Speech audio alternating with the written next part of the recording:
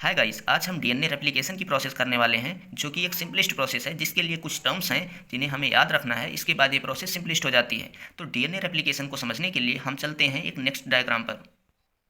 यह DNA replication का diagram है। तो सबसे पहले डीएनए रेप्लिकेशन को स्टार्ट करने के लिए जो डीएनए में सुपर कॉइल्स होते हैं उनको रिमूव किया जाता है। तो प्रोकैरियोटिक सेल में सुपर कॉइल को रिमूव करने के लिए डीएनए गायरेज एंजाइम वर्क करता है और यूकैरियोटिक सेल में ये काम टोपोआइसोमेरेज करता है। तो सुपर कॉइल से रिमूव होने के बाद इनके बीच में जो हाइड्रोजन बॉन्ड होता है उनको ब्रेक किया जाता है। तो ये काम डीएनए हेलिकेज एंजाइम करता है। जब हाइड्रोजन बॉन्ड ब्रेक हो जाते हैं तो दोनों स्ट्रैंड्स ऐसे ओपन हो जाते हैं। तो अब इन ओपन हुए स्ट्रैंड फिर से हाइड्रोजन बॉन्ड ना बना लें, तो इसलिए इन्हें सिंगल बाइंडिंग प्रोटीन द्वारा पकड़ लिया जाता है।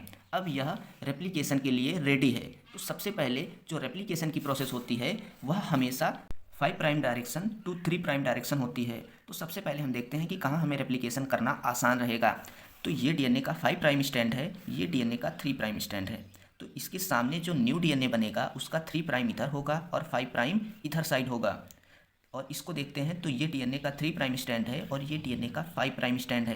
तो इसके सामने जो न्यू डीएनए बनेगा उसका 5 प्राइम इधर होगा और 3 प्राइम इधर साइड होगा।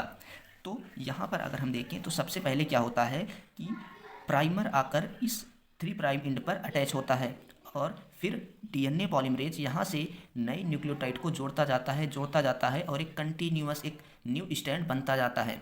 ठीक है, तो इधर अगर हम देखें तो यहाँ पे रेप्लिकेशन 5 प्राइम टू 3 प्राइम होनी है। तो प्राइमर आकर इधर अटैच होता है और इधर अटैच होने के बाद डीएनए पॉलीमरेज यहाँ से न्यूक्लियोटाइड को जोड़ता है और नई सीक्वेंस बनती है।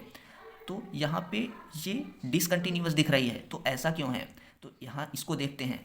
तो गाइस सबसे पहले क्या होता है कि यहाँ पे प्राइमर जोड़ता है और डीएनए पॉलीमरेज यहाँ से न्यूक्लियोटाइड को जोड़ता है और जब यहाँ तक ये स्ट्रैंड रेप्लिकेट हो जाता है तो इसके बाद फॉर्क और ओपन होता है।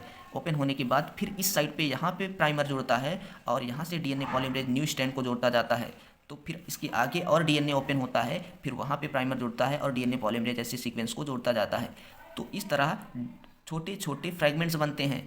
कई बार प्राइमर को जुड़ना होता है, कई बार डीएनए पॉलीमरेज को बार बार फिर से वर्क करना होता है। यहाँ पे एक बार प्राइमर जुड़ता है और ऐसे सीधा कंटिन्यूसली डीएनए पॉलीमरेज न्यूक्लियोटाइड को जोड़ता जाता है और सीक्वेंस बनती है। जबकि यहाँ पे 5 प्राइम टू 3 प्राइम डायरेक्शन होने के कारण छोटे छोटे फ्रैगमेंट्स बन रहे हैं और इन फ्रैगमेंट्स को बाद में डीएनए लाइगेज एंजाइम द्वारा जोड़ दिया जाता है और एक डीएनए से 2 नए डीएनए बनके तैयार हो जाते हैं और यहाँ पे हमारी डीएनए रेप्लिकेशन की प्रोसेस कंप्लीट हो जाती है। तो थैंक यू वेरी मच, मिलते हैं ऐसे ही एक नए अमेजिंग कंटेंट के साथ।